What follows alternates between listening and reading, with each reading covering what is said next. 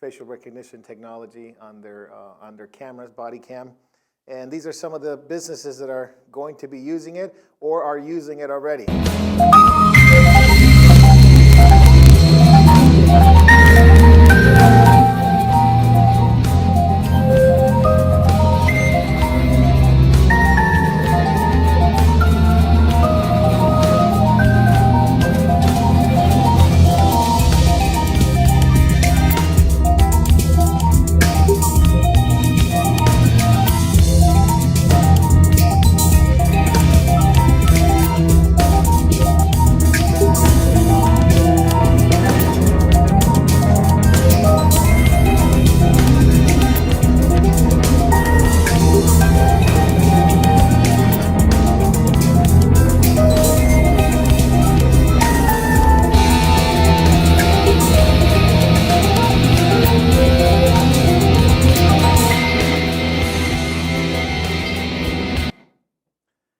So that's becoming an everyday part of our world. JetBlue almost bought some airline tickets a couple weeks ago on that. Financial institutions, I don't have the article posted, but Walmart, it's going to be using that, as well as Sam's Club soon. Facial recognition to see if you're happy when you're buying something. And so they'll rate some kind of facial expression, whether you like the price, you didn't like the item, and they'll be able to tell if you're really happy when you're buying something, and therefore download that data and be able to share it with vendors that your customers are not happy when they see your product, or they get really happy when they see or they're surprised, and there's all kinds of range of moods that they rate. And they're using that as a way to attract more customers, more vendors, but more and more it's being used in retail. It's being used in for purchasing, airports, policemen were in body cams identifying suspects. On and on it will be used in many different forms in our government. If you go to a federal building, you'll be your face recognition technology will be tested, and not only in the U.S., but largely in Germany at train stations. They're already being used.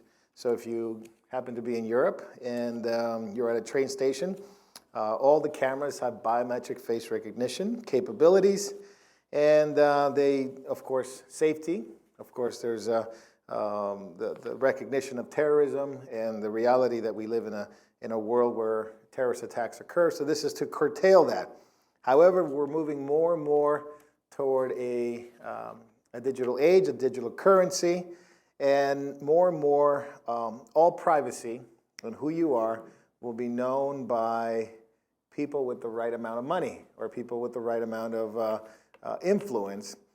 This company in Wisconsin, 3 Square Market, has already begun something that a lot of companies would like to do, and that is to implant their employees with microchips. And that basically it's to allow them to go into lounges, to allow them to go into break rooms, to allow them to go into their own sort of deli and buy little snacks within their company. Each chip is about the size of a grain of rice. You can see it there. About 2 years ago, a Swedish company had come up with it. It was working in the U.S., I believe it was in New York, and they were testing it, and they were successful. So each chip costs about $300. The company's, of course, buying it, and there is no GPS track at all, they say. Now, anybody with some kind of information on technology know that if it has a chip, if it has some kind of, whether it's biometric or any kind of chip, it can be hacked and it can be tracked, just like your phone, just like anything else that you have. And but it's not required at this company. Now, more and more companies are going this way, and therefore it's making the digital currency and digital age come to us very, very quickly. Where we used to joke about scanning your hand and scanning your any kind of body type in order to purchase something. Well, it's gone from a card to a phone to Now, soon enough, it will be that. Now, at some point, our grandparents used to say that that would happen because the Bible said it would happen. Everybody's going to be microchipped, and everybody laughed. And, of course, it's happening quite fast. And this, of course, no doubt, it's a precursor to what the Bible warns about. Ultimately, there'll be a mark on people's hands and people's foreheads that would be identified with the beast, or the number of his name, or the number of the beast, and it'll be used to track all kinds of commerce. That means you can't buy, sell, trade, do any commerce unless you have it, and that'll be implemented in a very, what many believe, in a very near time, where everyone will go to digital currency, and cash is being penalized. Visa is going to be rewarding companies that do not take cash soon. So if you're a local restaurant and Visa comes to you and says, hey, for every transaction that you don't use cash, we'll kick in a little bit to your transactions, and people are going to go with it, and they're going to love it. Of course, that is the future. That's what they believe is the future will be.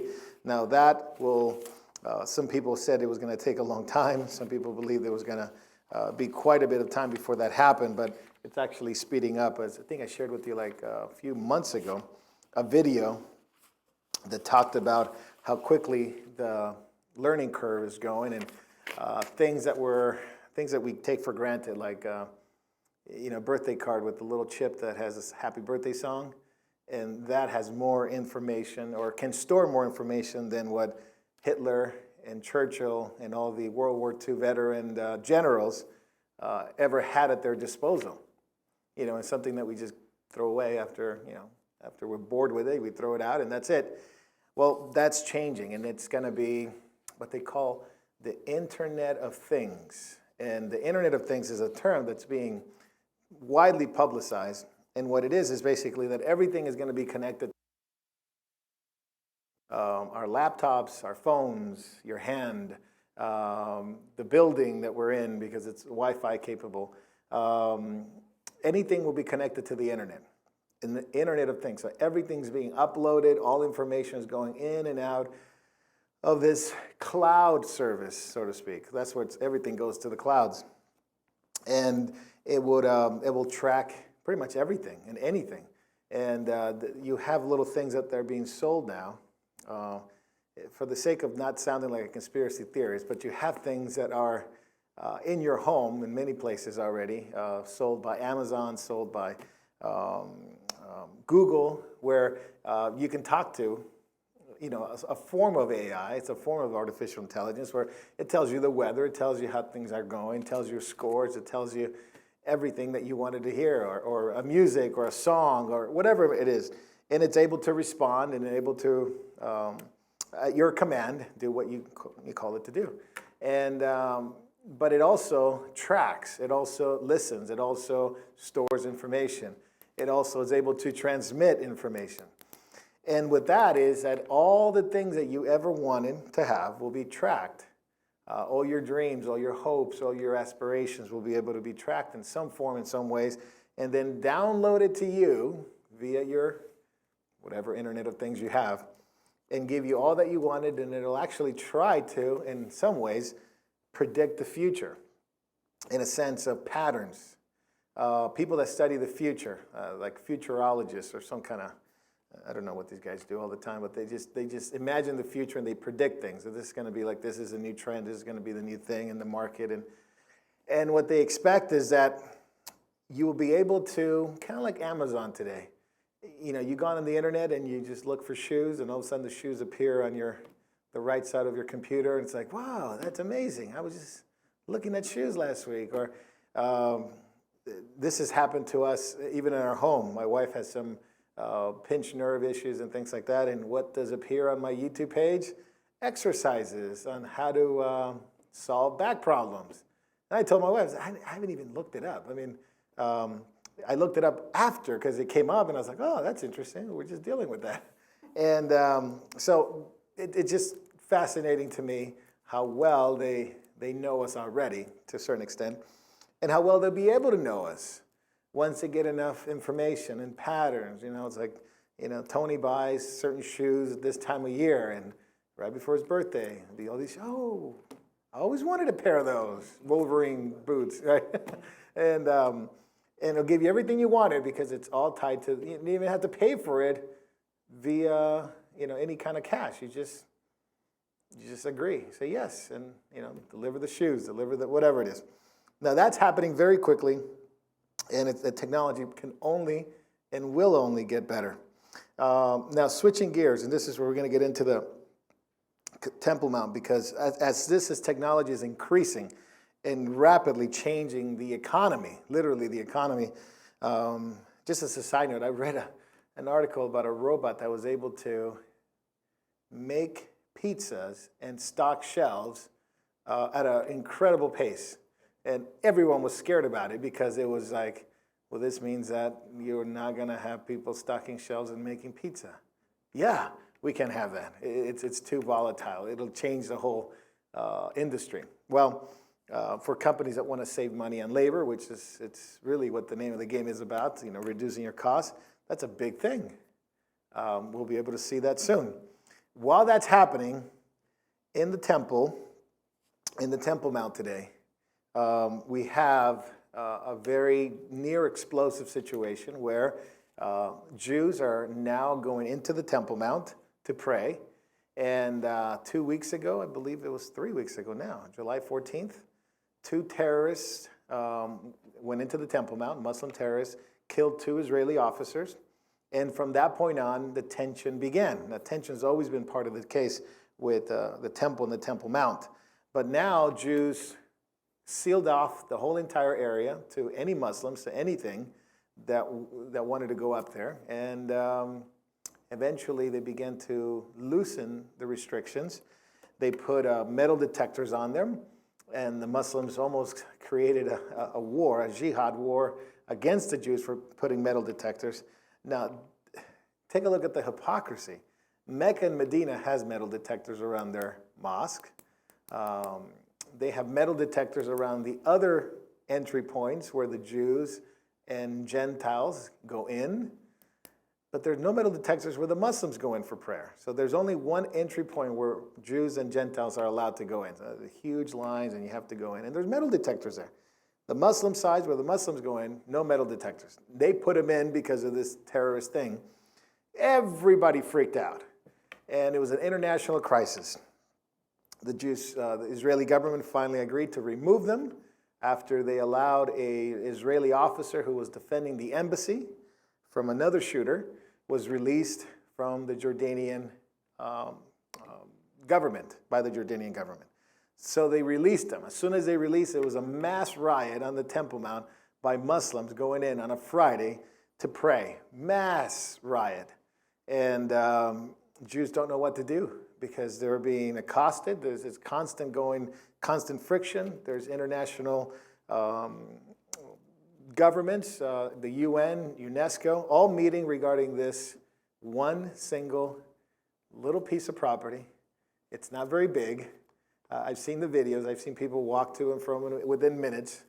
And yet it's the #1 topic in the world. So let's watch a couple of videos on it, kind of explaining the whole thing. So this it's done by a Jewish organization called Cry for Zion.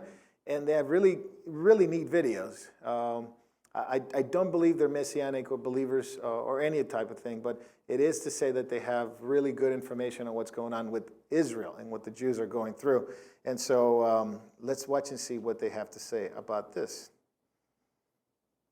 Cry for Zion. Hi, I'm John Anderson with Cry for Zion. The Temple Mount in Jerusalem is the holiest place in the world for Jews. Jewish history here goes back 4,000 years to the time of Abraham and on to King David, Solomon, Herod, and continues today. But how did Islam get involved with the Temple Mount, a Jewish holy site? When you look at the Temple Mount today, the biggest mistake people make is to think that the Golden Dome is the Al-Aqsa Mosque. That is a monument, not a mosque. The Al-Aqsa Mosque is the Black Dome to the south. Let's back up a couple of thousand years to when the Romans destroyed the second Jewish temple in the year 70 CE. The Jews returned as often as possible and repeatedly tried to rebuild the temple, But the Roman Empire, which eventually morphed into a Christian empire, kept a firm hand over Jerusalem, and the mount remained a ruin. In the year 637, armies from the new religion of Islam in Arabia invaded the whole region and conquered Jerusalem from the Christian Byzantines, subjecting all infidels to the jizya poll tax. The two holiest cities in Islam are, of course, Mecca and Medina. Over time, two Muslim dynasties began fighting for control, one in Medina and one in Damascus. In the year 691, the Caliph in Damascus was still attacking the Christian Byzantines in the west, and even though Jerusalem was ruled by Islam, it was still a mostly Christian and Jewish city and included the most important church in Christendom. Despite the Christians, and to magnify a holy tourist site closer to Damascus, the Caliph built the famous Dome of the Rock over the site of the Jewish temple, not as a mosque, but as a Muslim monument, with anti-Christian slogans on it. In 715, his son followed the same foreign policy. He took a dome from a church in Lebanon and with it built the famous Al-Aqsa Mosque on the southern edge of the mount, facing Mecca. The caliphate soon moved to Baghdad in Iraq, and Jerusalem became relatively unimportant in Islam. It remained a sort of backwater town in Islam until modern times, except for the brief period when the Crusaders took control of Jerusalem, and later when Suleiman the Great rebuilt its walls. Long after Muhammad died, Muslims began tying in Jerusalem into Muslim tradition by connecting it with one mysterious verse in the Quran of Muhammad's journey to the further mosque, the Al-Aqsa. This became a hot debate in Islam, and there are famous Muslim scholars who held that Muhammad's journey was not to Jerusalem.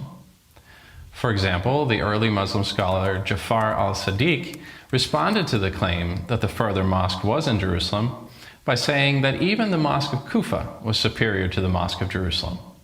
In the 14th century, Ibn Taymiyyah, whose religious opinions are known for influencing such hardliners as Al-Qaeda, stated bluntly, "In Jerusalem, there is not a place one calls sacred," and the same holds true for the tombs of Hebron.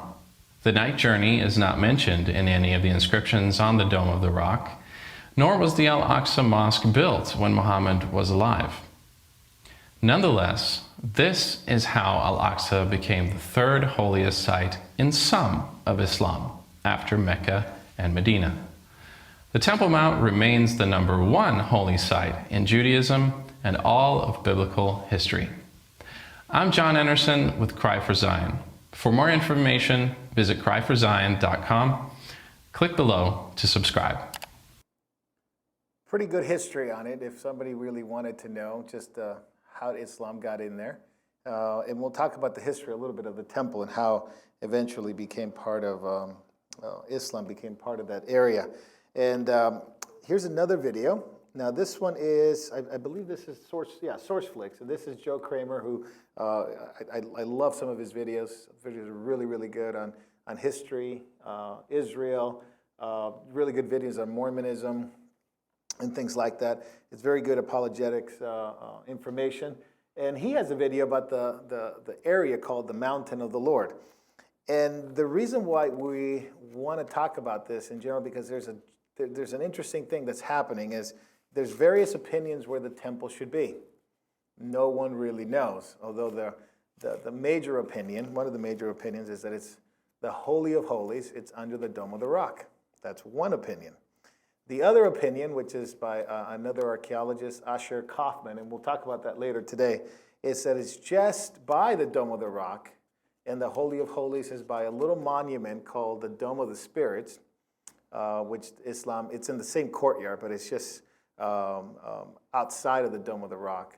And they believe that's where it is.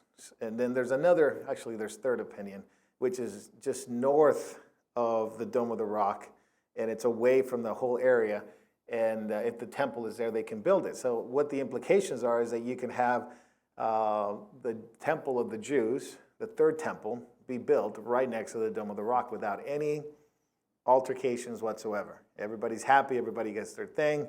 But if some of the archaeologists say, no, it's right under the Dome of the Rock, that thing's got to go, which creates an international crisis, no doubt. And he's right about one thing, the video we just watched. The Dome of the Rock is not really a mosque. It's just a monument. We'll talk about why it's so important. The mosque is really the Al-Aqsa Mosque. It's where they took that church sort of steeple type thing and they put it on this mosque. But let's see what SourceFlix has to say about the video, about the temple and where the mountain of the Lord is. Because that's the question. Where is the mountain of the Lord? Where is Mount Moriah? Where is that place where God told Solomon, this is where Abraham sacrificed Isaac, was going to sacrifice Isaac. This is where the Lord met David, right, in the threshing floor of Oran. And if it's there, then this is where the temple should be built. And that's where Solomon built it.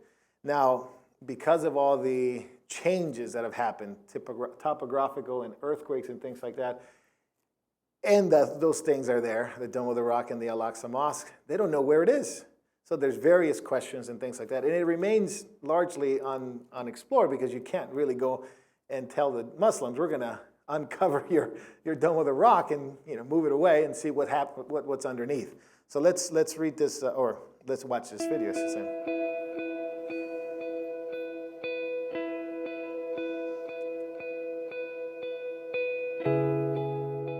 For Jews, Beautiful. this is the holiest place on earth.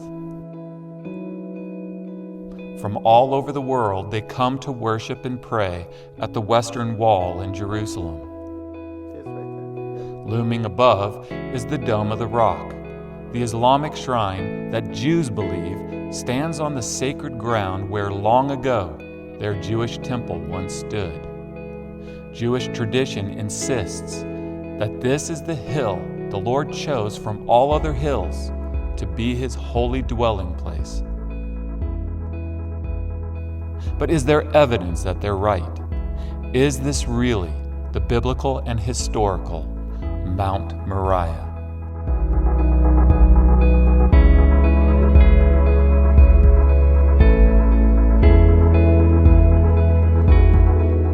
Now, Mount Moriah, otherwise known as the Temple Mount, is arguably the most sensitive place on earth. And the reason for this is it's a shared holy place amongst Jews, Christians, and Muslims. And for this reason, it's never been excavated. Aside from this, there's still plenty of evidence to demonstrate that we're dealing with the real Mount Moriah. And so we're going to look at this evidence. We're going to go through the historical sources and then look at the physical evidence that we can still see today even without excavating. So let's quickly go through the historical sources, and the earliest and most significant of these are in the Bible. 2 Chronicles 3:1 reads, "Then Solomon began to build the temple of the Lord in Jerusalem on Mount Moriah." The only other place in the Bible that the name Moriah appears is in Genesis chapter 22, which contains the story of the binding of Isaac that took place around 4,000 years ago when Moriah was just a hill north of the city of Salem. In Genesis 22, the Lord instructed Abraham to take his son Isaac and go to Moriah, and when they reached the place God had told him about, Abraham built an altar there. 2 Chronicles 3:1 says that where Solomon began to build the temple on Mount Moriah was also where the Lord appeared to his father David. It was on the threshing floor of Araunah, the Jebusite. This story is found in 1 Chronicles 21:18, where the Lord ordered David to go up and build an altar to the Lord on the threshing floor of Araunah, the Jebusite. 2 Chronicles 3:1 is a key verse because it clearly states that Abraham's altar and then David's altar and then Solomon's temple are all built at the same place on top of Mount Moriah. Solomon's temple was destroyed in 586 BC by the Babylonians and rebuilt 70 years later in 516 BC by Zerubbabel. Ezra 6:7 says, "Let the governor of the Jews rebuild this house of God on its site." So Zerubbabel rebuilt the temple on its original site on Mount Moriah. Outside of the Bible, the historian Josephus wrote in the 1st century AD that in the 18th year of his reign, Herod started to enlarge the temple. Most of the massive stones that can be seen in the Temple Mount today are from Herod's building project. which was the temple that Jesus calls in John 2:16, my Father's house. So from all the hills of Jerusalem, how do we know which one is Mount Moriah? Well, it's the hill with massive stone walls built around it and filled in with earth to form the platform that served as the foundation for the temple. This ancient platform is over 2,000 years old and still visible today. In fact, just as it has for thousands of years, the Temple Mount remains the dominant and distinguishing feature of Jerusalem. So because of what we can see, this physical evidence, we know where the second temple was. And since we know where the second temple was, then we know from the historical sources where Solomon's temple and where Abraham and David's altars were, because they were all in the same place. The Dome of the Rock now sits in the center of this ancient platform and serves as a historical marker for where the Jewish temple previously stood. We know this from the historical records from when Jerusalem was captured by the Muslims in 638 AD. At this time, the Caliph Omar was taken up onto the Temple Mount and shown the rock that was a temple for the Israelites. Omar responded, "Let us build a sanctuary." The Dome of the Rock was completed by a later caliph in 692 AD and has stood over this important biblical holy site for over 1,300 years.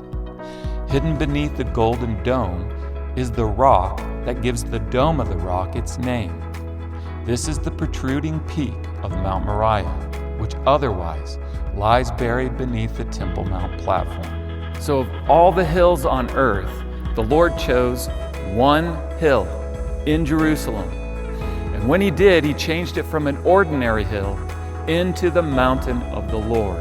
So there is no doubt that the traditional Mount Moriah is the Mount Moriah of Scripture.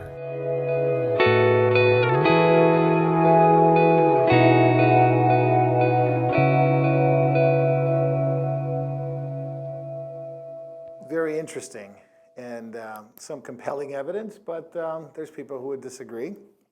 And but nonetheless, we'll talk about that when we get to talk about the temple. Now, this is another video. This is from just an Israeli news source, and I think this is, again, Cry for Zion. And updating, this is, I think was done a couple of days ago, updating what's been going on in the Temple Mount just recently, in the last couple of days. This is Don Kedal with another Israel Report, and today I'm in what the international media calls East Jerusalem. This is where most of the Arab population of the old city of Jerusalem live. And this is the Damascus Gate just behind me, and the Temple Mount is just not too far from here.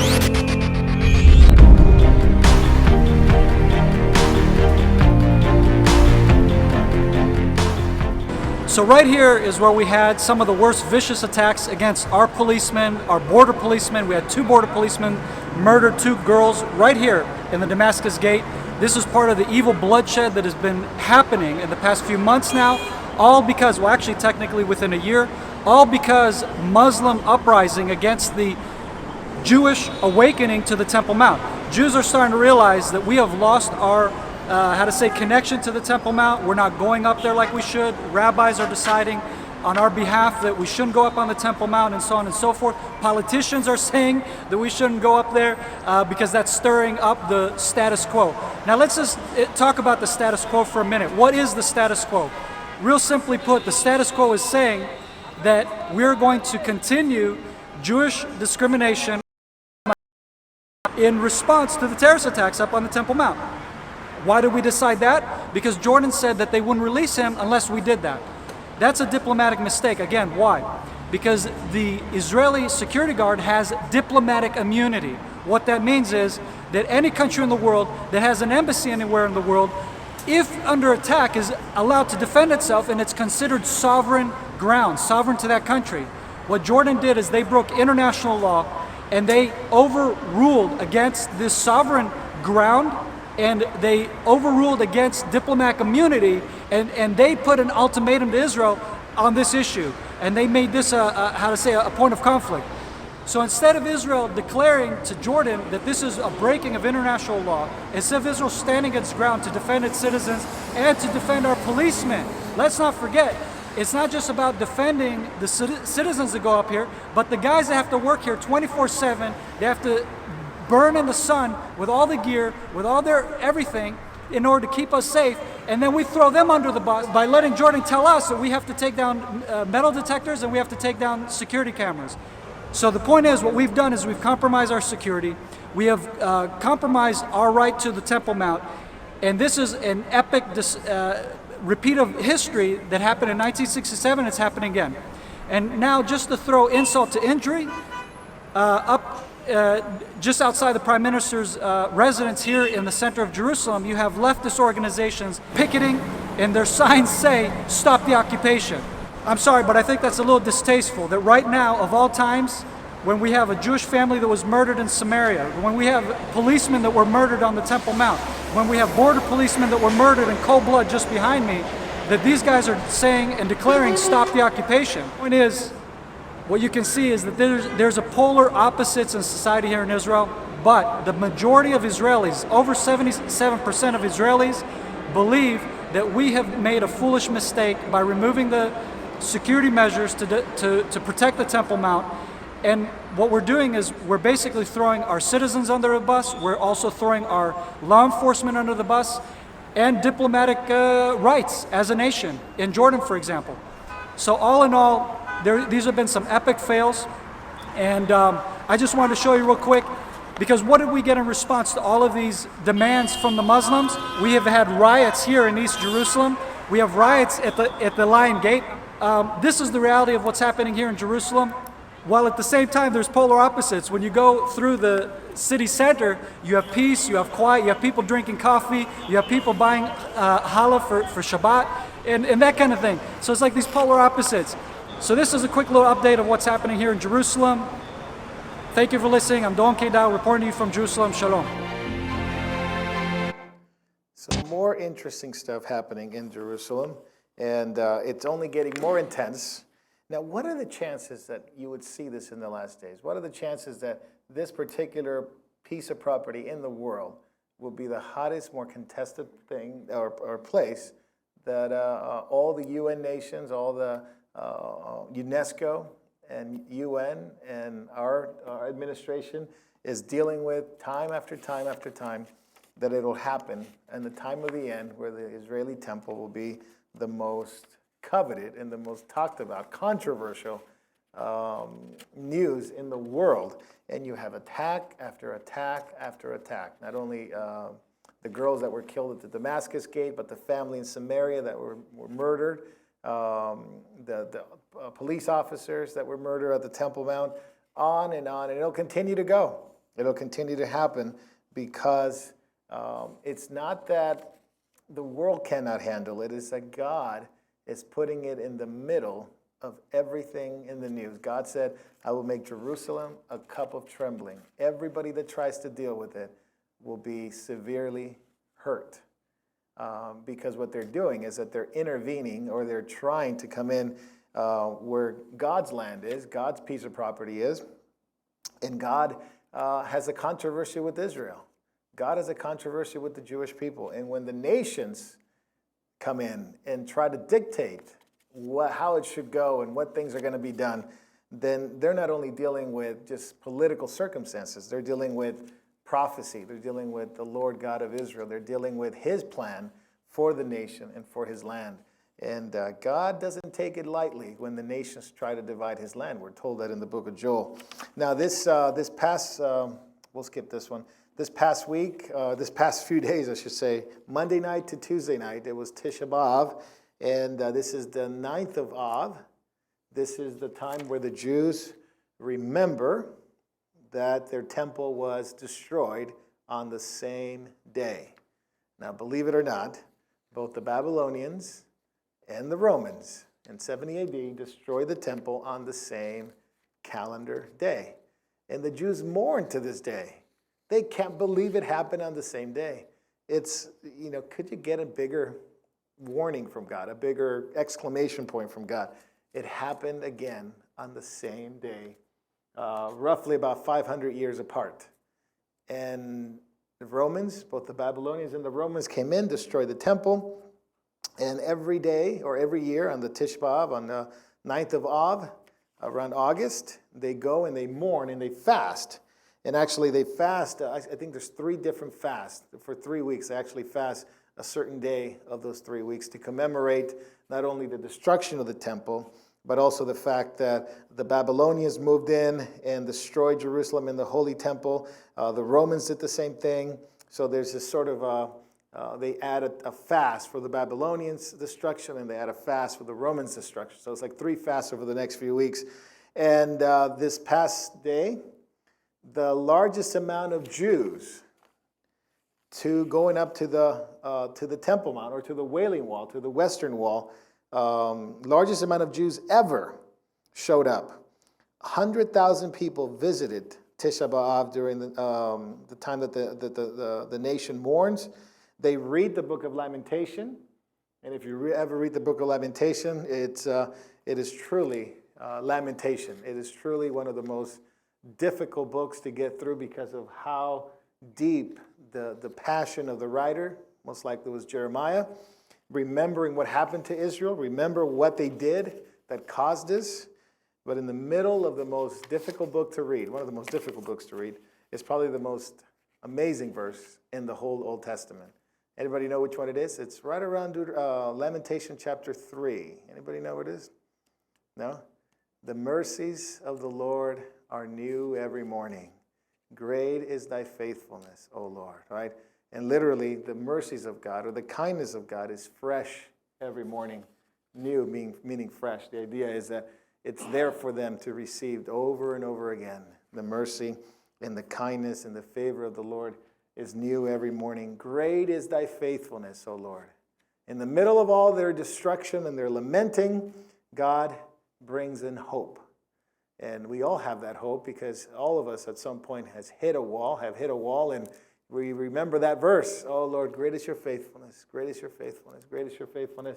And that was given to the nation of Israel. They remember that. And they read the Book of Lamentation, and they recite it, and near the site of the destruction. So they go to where the rocks are. Those rocks were Herodian rocks, literally were the rocks of the second temple that were shoved over by the Romans, and they landed on the site. And so the western wall is not really part of the temple. It's just a retaining wall, and that's as far as the Jews had gone for 2,000 years. Well, a little less than 2,000 years, but largely so all they can go. But now they've been in the Temple Mount. They've actually gone into the Temple Mount. They actually had more than 10 Jews actually got up there and prayed. And because they don't know where the Holy of Holies truly is, many of them believe that they might have walked on the Holy of Holies. So there's this whole controversy now because they might have walked on this Holy of Holies if it's underneath, if it's depending on which archaeologist you believe in. So there's all kinds of interesting things. The rabbis are telling people, don't go up to the Temple Mount, don't go up to the Temple Mount, it's not safe. Of course, the Muslims don't want him up there. The Waqf, which is the Jordanian government, they don't want him up there. They're the custodians of the Temple Mount. But people want to go. People are excited. They want to. Jews are becoming very, very much in line with thinking that maybe this is it, and they don't want to go back to just going to the Western Wall. They want to go to the Temple Mount. And it happened this past Monday, where they commemorated. Now think about this: the timing of it all. They commemorate the destruction of the temple. They go to the Western Wall every year to pray. And this year's different because Jews have been on the Temple Mount for the first time in 2,000 years or so. And we don't want to go back. We don't want to just go to the Western Wall. We want to go to the Temple Mount.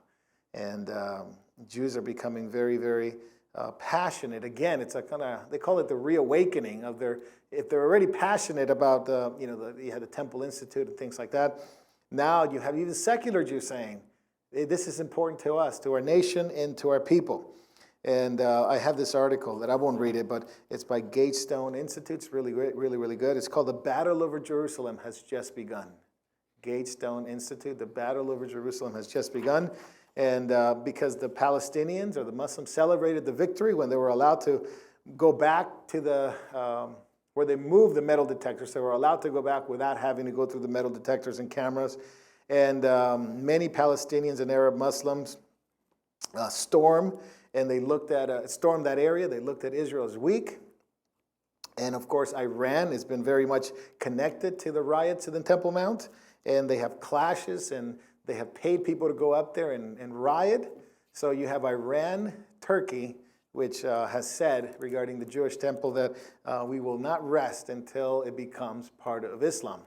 So now you have this riots of Muslims and calling for jihad against Israel over the Temple Mount. And you have Jews being reawakened to the fact that this is our temple, this is our site, we need to go back and pray. And of course, the hope of the third temple, and every Jew has this hope that believes in the reconstruction of the third temple, is that the Messiah is not far from the temple. They connect the two. Third temple means the Messiah is almost here. Now, we're going to read today how they will be swindled. They will be, because of their fervency and their zeal to have a third temple, without getting things right with God, right? This is the climax of it all. Christians get really excited about it, and it's exciting in terms of prophecy. It is tragic in one sense that as long as they remain blinded by Talmudic Judaism, they will not be able to see their own Messiah, Jesus, their Messiah, Yeshua. Because of that, all it is, it's a setup to one of the most incredible, heinous peace treaties and swindles in the history of the earth. It's going to be a covenant with death, which Daniel warned them about, which unfortunately they don't read because it's forbidden. Daniel chapter 9 is forbidden for the Jews. So is Isaiah 55. 52, 53. There's no chapter division in there in the original, so it's 52, 53, which talks about not only Jesus being killed and being given up as an offering for us. That's the way Christians would have interpreted. The servant of Yahweh would have been Jesus. They look at the servant of Yahweh or the servant of Jehovah as Israel or some form of Jew or some kind of Jewish person that is typified in those chapters. They don't see Jesus in there, although some Jews that have come to faith in Jesus said that that's the verse that really turned them over to see Christ. Jews are not allowed to read it, even though in there it says that they'll be betrayed. They'll make a deal, and that deal will be broken. And Iran is connected to this. Turkey's connected to this. And Palestinian sources says 10,000 Muslim protesters received packaged meals with notes reciting famous quotes attributed to the Ayatollah Khomeini. With the help of Allah, Palestine will be liberated. Jerusalem is ours, with the depiction of the Dome of the Rock and the Palestinian flag. Something's going to happen, I believe, very soon in that area, whether it is a peace treaty. You saw the peace treaty that they quoted in there. There is a peace treaty from the Jordanian peace treaty in which they allow Muslims, Jews, and of course Christians to go up to the Temple Mount, the monotheistic religions, and be protected. But obviously, Jordan does whatever they want. They don't really abide by those rules. But there is a treaty done with Jordan, which the Muslim world doesn't like those peace treaties because it basically wants to destroy Israel. They actually killed the grandfather of the current Jordanian king, King Abdullah. His grandfather was killed, he was a mufti of Jerusalem. He was killed because he wanted to make peace with Israel. And so they don't like that. And yet there's a peace treaty in place. Now, we know from Daniel that peace treaty is enforced. We don't know which peace treaty it is. That's the difficult part about prophecy and trying to time everything and just be so concerned with every little detail. All we know is that it's enforced. Is it this one? Is it the Madrid one? Is it the Oslo one? We don't know. All we know is that there will be a break in that covenant, that it's made with 7 years, and at 3.5 it's broken. And then begins what the scripture calls the great tribulation. The abomination of desolation leads forth to this great tribulation. There'll be the persecution by the Antichrist. So let's stop there because we're just going to switch over to our study for tonight. So Lord, thank you for tonight, and bless our time in your word and in your scriptures of the times that we live in. We ask that you would be a blessing to those who hear it. In Jesus' name, amen. So we'll take a little bit of a